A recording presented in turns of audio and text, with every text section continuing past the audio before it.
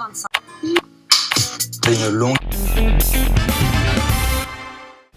Non, vous ne rêvez pas, vous n'êtes pas en train de regarder Groland ou autre petit rapporteur.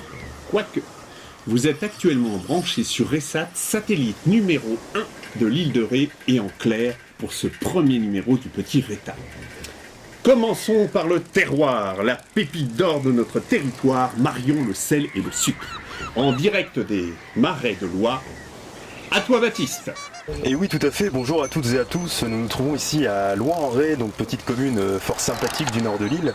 Et nous nous trouvons avec Cédric, donc, qui est saunier depuis maintenant plusieurs années au bord de sa boutique éphémère qui se trouve le long de la piste cyclable. Cédric, bonjour. Bonjour Baptiste. Est-ce que vous pouvez nous expliquer un petit peu comment on fabrique le caramel salé à la fleur de sel de l'île de Ré? Alors je peux, simplement je serai obligé de vous tuer après. Très bien, donc... C'est un secret qui se transmet seulement de saunier à saunier. Très bien, bon bah si c'est un secret, on n'en dira pas plus. Hein. Éventuellement, je peux vous donner 2-3 petites informations. Bah écoute, avec grand plaisir, je vous suis dans vos marais alors. Ok. Vous avez des bottes, Cédric? Non, on va se mettre en caleçon. Alors Cédric, là on est dans votre marais salon. Est-ce que vous pouvez nous expliquer un petit peu ce que vous êtes en train de faire là actuellement? Alors là, on prépare la crème de caramel. D'accord. Donc pour chaque bassin où on a récolté du sel, on dispose d'un petit monticule de sucre. Après, de cette manière, on va doser le sel, on va ajouter un petit peu de sel. Alors c'est très précis comme geste.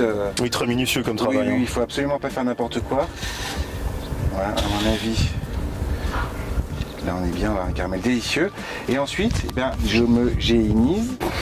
Voilà. On sent déjà, le piqué un petit peu du caramel. Hein. Ça commence à cuire. Ça commence à cuire. Voilà.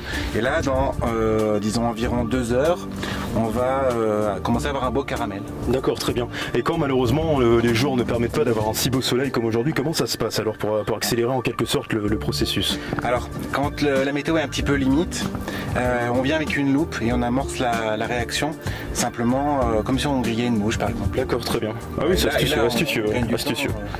Très bien, bon bah écoutez, on reviendra dans quelques heures pour voir un petit peu le résultat final. Sur le port de Saint-Martin de Ré, les ânes en culotte attendent petits et grands pour des balades près du phare. Apprenez à faire leur dreadlock tous les jours de 14h à 16h, uniquement sur rendez-vous.